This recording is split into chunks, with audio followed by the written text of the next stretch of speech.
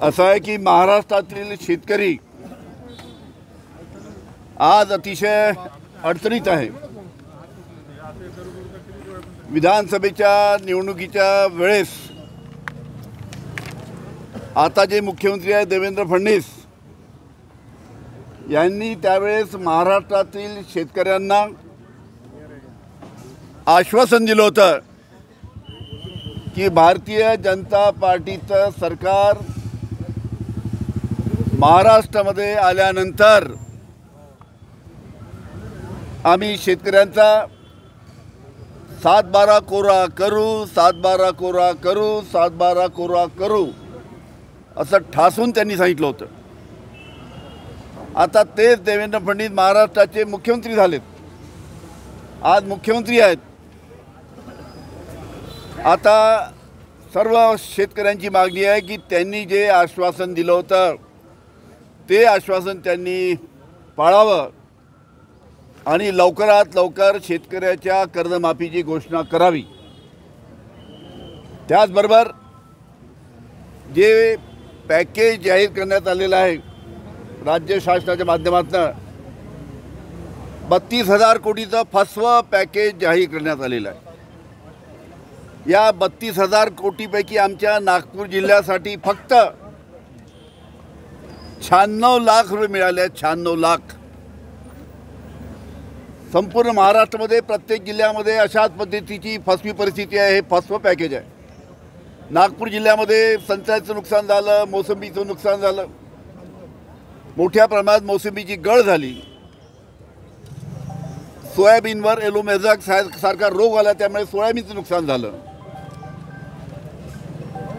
आणि इतकं मोठं नुकसान झालं असताना फक्त 96 लाख रुपये या जिल्ह्याचे देवेंद्र फडणवीस या गावचे आहेत, या नागपूर जिल्ह्याचे आहेत। आणि या जिल्ह्याचे असताना सुद्धा स्वतःच्या जिल्ह्याकडे त्यांचं दुर्लक्ष आहे। फक्त 96 लाख रुपये त्यांनी या नागपूर जिल्ह्यासाठी मदत म्हणून दिलेले आहेत। अशाच प्रकारची परिस्थिती महाराष्ट्रातील अनेक जिल्ह्यामध्ये आहे। हे फसवं पॅकेज जाहीर करून राज्य शासनाने शेतकऱ्याची दिशाभूल केलेली आहे। त्याचबरोबर आता कापूसाचा लवकरात लवकर रिंगण चालू झालेला आहे। राज्य शासनाने आणि केंद्र शासनाने मिळून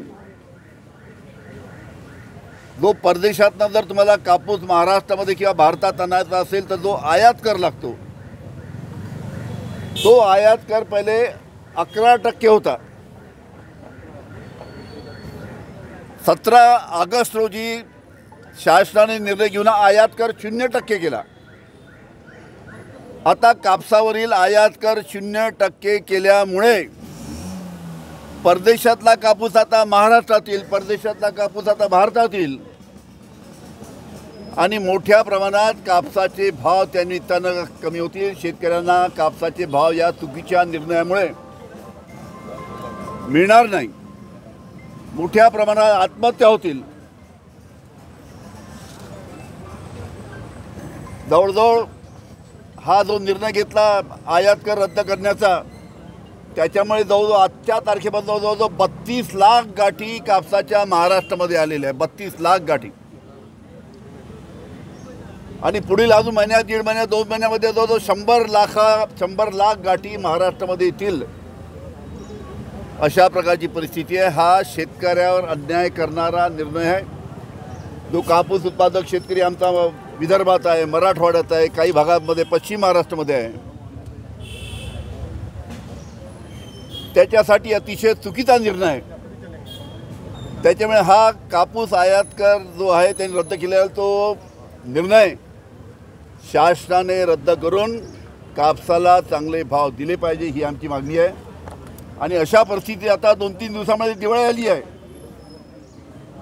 आमचा शेतकरी अडचणीत आहे, चिंतेत आहे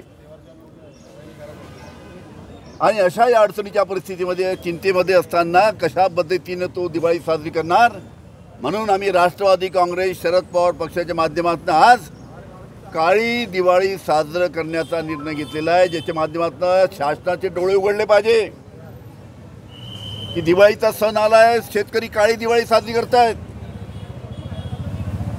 त्याच्यामुळे शासनाने डोळे उघडून लवकरात लवकर कर्जमाफीचा निर्णय, त्याचबरोबर कापसाच्या बाबतीतला निर्णय, संत्रा मोसंबीच्या बाबतीतला निर्णय, आमच्या काही भागामध्ये धान होतो त्यांच्या बाबतीतसुद्धा त्यांना भाव मिळत नाही. काही भागामध्ये तिकडे नाशिकच्या भागामध्ये कांदा होतो. असे अनेक शेतकऱ्यांचे जे प्रश्न आहेत त्याच्यासाठी लवकरात लवकर राज्य शासनाने निर्णय घेतला पाहिजे. आणि म्हणून या सर्व मागण्यासाठी आम्ही सर्व एकत्र आलो आणि काळी दिवाळी आम्ही या ठिकाणी साजरी करतो.